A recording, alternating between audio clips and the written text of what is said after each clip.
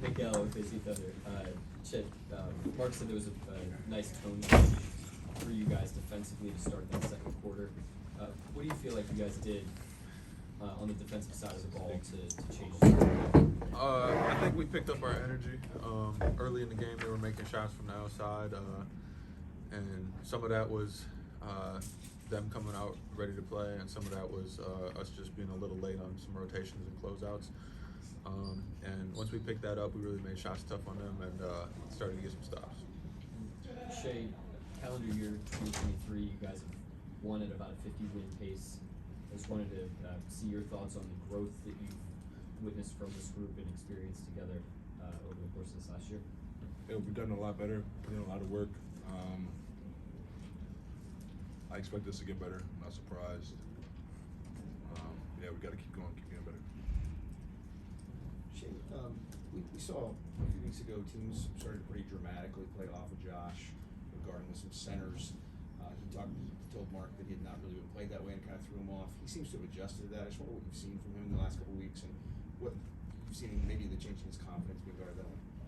Yeah, he's doing exactly what I expected.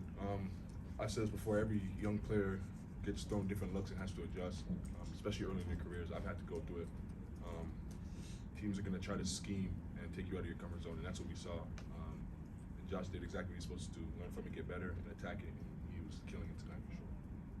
Chet, same thing. Have you noticed the change just in the way he's adjusted to that? Yeah, 100%. You know, he's coming out extremely confident and aggressive, and that's what we expect from him. You know, he works extremely hard at his craft. You know, going back to shoot at night, and really put in the effort to be able to play his game. And those are good shots for him and us as a team. And you know, he's knocking them down now, and he's going to continue to do that. Obviously, didn't play last year, but for both of you, obviously, earlier this year, you're barreling toward the plan. You end this year not having lost 10 games. Just could either of you just reflect on this past year as a whole? I think it's just like any year. Lots of ups, lots of downs, lots of lessons to learn, and I feel like we've done a good job of learning from those lessons, and we're going to carry that into the new year. New Year's Eve crowd, always a special crowd in Oklahoma City, and the tradition of playing on New Year's Eve. Can both of you guys speak to the crowd and like the energy that they were there tonight, and then tell us what you guys are doing for New Year's Eve and bringing it in 2024?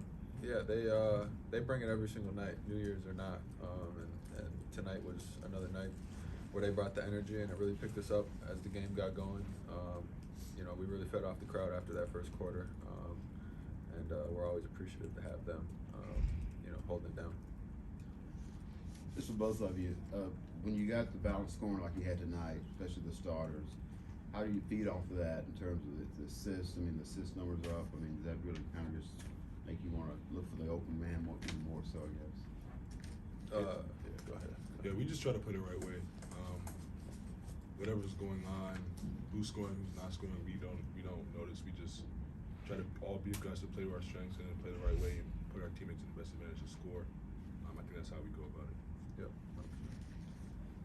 Chet, seems like you've been a little bit more physical over the last few weeks. Is that more so you get more comfortable learning the NBA as you go along? Now I feel like I got to turn up the physicality. I haven't been perfect or completely terrible in any games, but you know, I feel like I got to be better in those areas. So, yeah. For Chet, a lot of your offensive influence, people talk about KD and other players like that, but defensively, who have been the biggest influences on your career and just how you play defense?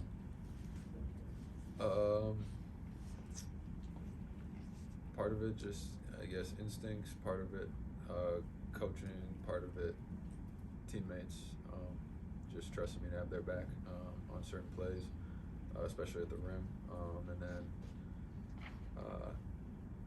I guess it's more like film than specific people when you're watching for you know, defensive stuff. So a lot of combinations of things. And then for Shai, last week after the Knicks game, you talked a lot about their identity as a team under Tibbs, that they're going to play really physical, they're going to play a lot of defense. overall, what's the identity of this team so far as we go into 2024, and how much can you just, I guess, decide this is what the identity is versus just playing it out? Yeah, you play fast. You play physical. You get into the ball. We pride ourselves on defense, and then offensively we play very free flowing, everyone can handle, everyone can pass, shoot, dribble, play off each other. Yeah, you guys, you didn't do it tonight, but you've been turning people over a lot. What makes you such a good takeaway team, and what was happening tonight where that didn't really happen? We have really good on-ball defenders. We have obviously Chet defensively, and I think they did a good job of taking care of the ball. They probably made it a point of emphasis. I don't know, but 82-game season, you're not gonna turn anyone over as much as you like every night. But we've done a pretty good job of that so far. On this particular subject, what does Chet do? Because we talk a lot about I his don't rim really- protection. Yeah, I don't steal. But- I just drop shots. But so what does he do to create turnovers? Well, because he's so good at the rim, he allows us to pressure the ball, funnel offensive players towards him. Yeah. And then for a big, he has great hands, Yeah. defensively and offensively. I'd say the way I help that is when guards know that I'm going to be there, they don't just get a free run at the rim.